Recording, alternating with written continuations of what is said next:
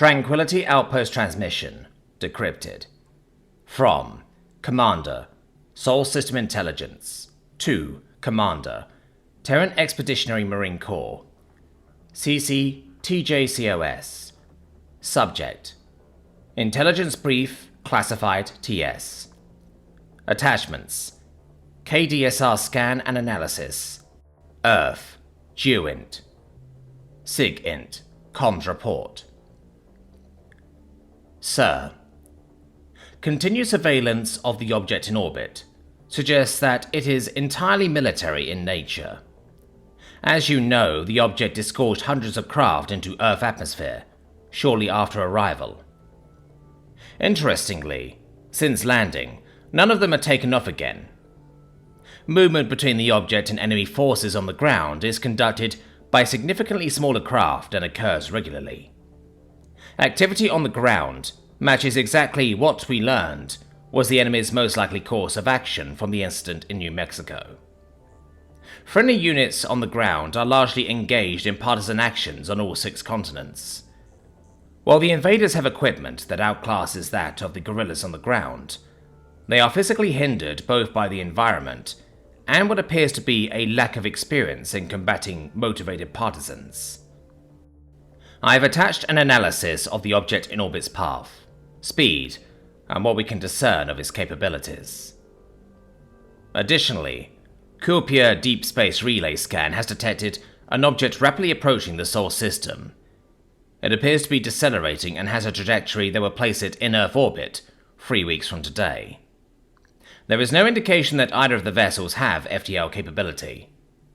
Our assessment is that the intel gathered from the New Mexico incident is accurate. Both objects are generation ships, one for combat and the other for colonization. Recommended COA is in line with TJCOS intent to begin Operation Homecoming, in tandem with the arrival of Object 2. Tranquility Outpost has still not been detected by the invaders. While assumptions are dangerous, I think it is safe to say that they haven't even considered the presence of Terran forces off-world. Additionally, our language team was able to build a working translator using intercepted radio signals. In the event that communication with the invasion force becomes necessary, just in time, I might add. Through it, we have learned that the invaders call themselves the Trekent.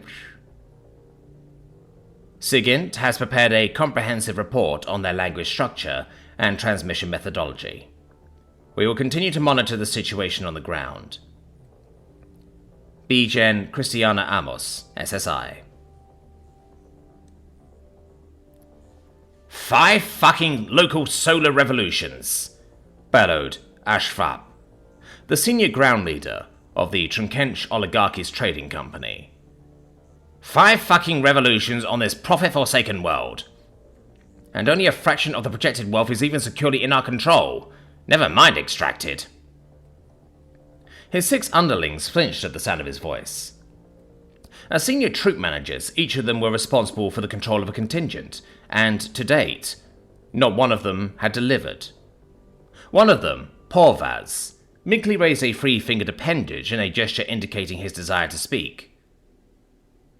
HFY fixed him with an icy stare from his 2 segmented eyes. Porvaz, as you are a freshly promoted replacement for your predecessor, may profit be his in the afterlife, I will grant you the courtesy of speaking, but if you dare to make an excuse about your continent's inhospitable climate or fauna, you'll find yourself as middle management in the legions before the night comes. You'll be on patrol in the far northern hemisphere, where those miserable furry white predators have added us to their normal diets of marine mammals. The thought of Porvaz's predecessor made the assembled managers writhe uncomfortably. Sorfath had been considered one of the most capable troop managers in the company's history, and was given the assignment of subduing a continent that the local inhabitants named Australia. Touring a beach in that continent a few months earlier, Sorfath encountered a tiny marine animal in a tide pool. It was a light purple colour, with a few small tentacles, and seemed too small to be harmful, so Sorfath had foolishly picked it up. He died screaming, while his skin peeled off, his heart raced until it burst, and he retched so hard that portions of his stomach lining flew from his mouth.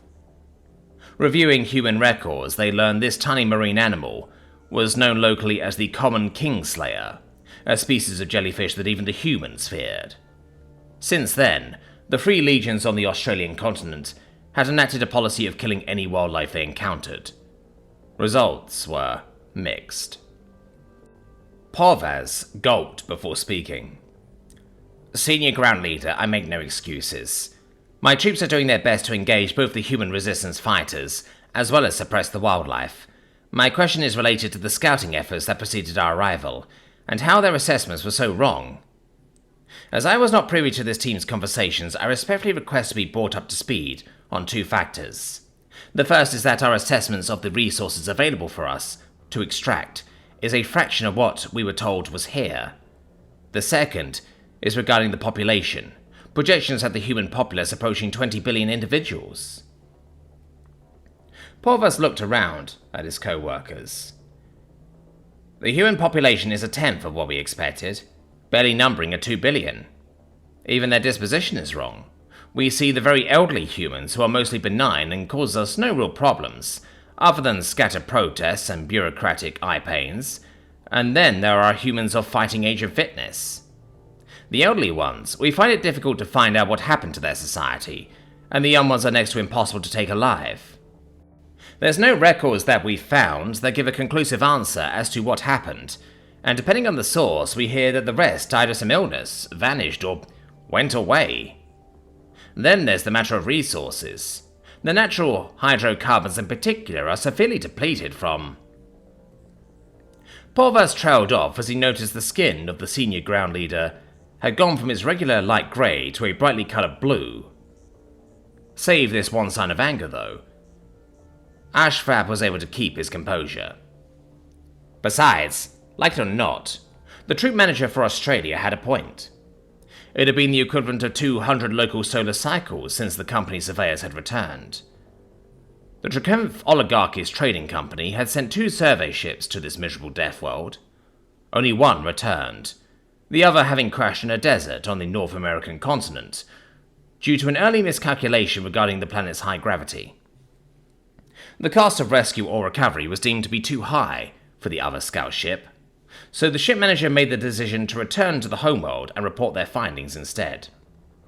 It was a fiscally sound decision, but in hindsight, Ashfab wished that the second surveyor crew had also returned to cooperate or dispute the findings of their counterparts. Ashfab remembered that day well.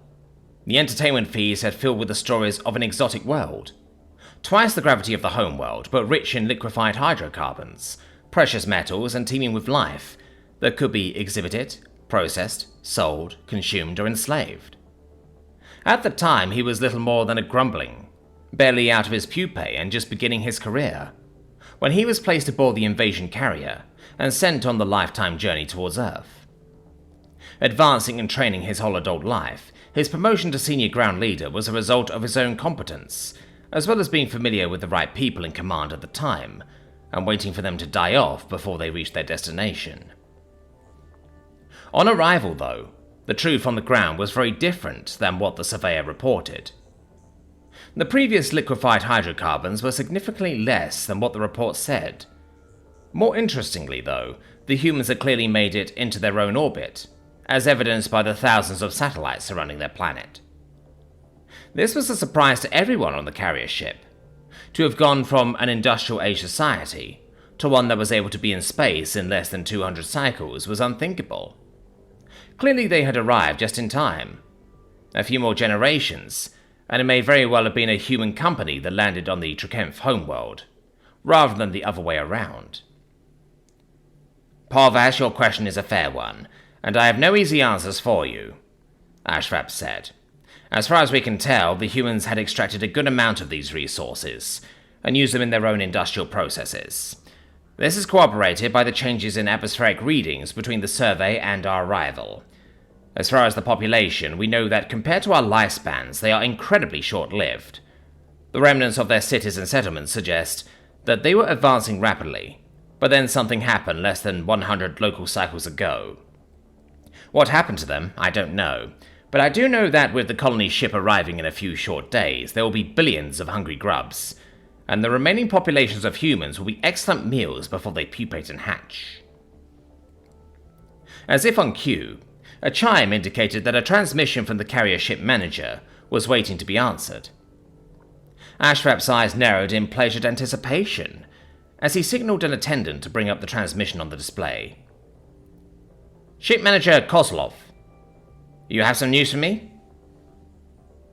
The ship manager's face on the screen was familiar to all.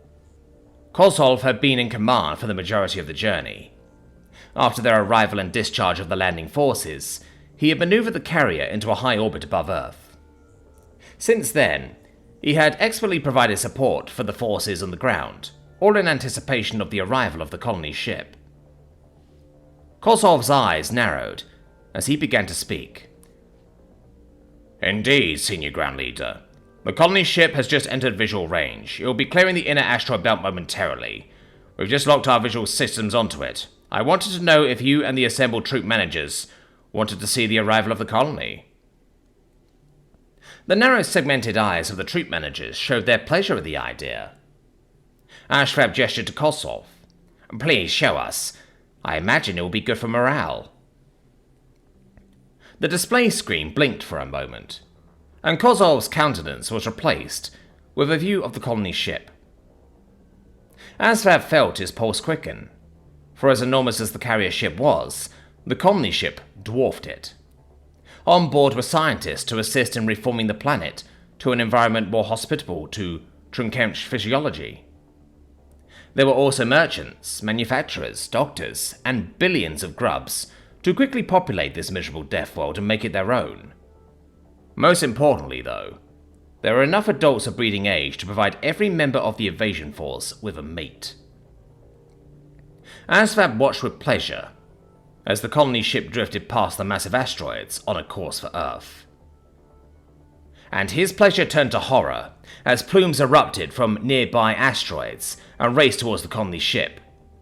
Massive though it was not a ship of war. A kinetic weapon strike would cause massive casualties. It was much worse than a kinetic strike, though. The assembled troop managers and Ashrap stared in mute shock as the plumes emanating from the asteroids turned into nuclear fires in the silent void of space. In an instant, the colony ship and all aboard were vaporized. Alarms began ringing in the command center as the display switched back Kozlov's face. "Senior Ground Leader, we are registering contacts coming from multiple vectors. I'm seeing too many to count. On course and throughout the asteroid belt, as well as the system's fourth planet. They're heading straight for..." The screen went blank for a moment, and then the colors ran on the display until they formed the face of a light-skinned human with piercing green eyes. The human began to speak in one of their untold number of languages, before suddenly the words became intelligible in Drakak, and as Ashrap listened to a human speak to him directly for the first time, his skin turned white in fear. "To the commander of the Drakenth Invasion Force, I am Lieutenant General Andrew Glenn of the Terran Marine Corps. I want you to understand that we have known about you for over 200 years, since one of your scouts crashed in the US state of New Mexico, near the town of Roswell. We've known you were coming, we know of your plans to enslave and consume our populace and rape our world. We were ready for you before you ever arrived. The technology our partisans have used against you since you first landed are generations behind what this expeditionary fleet is equipped with. Their resistance was enough to starve you of fuel, deplete your forces, and sap your morale. We've watched you and fought you from secret places you never thought to look, for 5 long years." The human bared his teeth in what Ashrap had been told was an expression that these primates used to express pleasure. "So, I hope that you enjoyed your stay so far, because we're coming home now."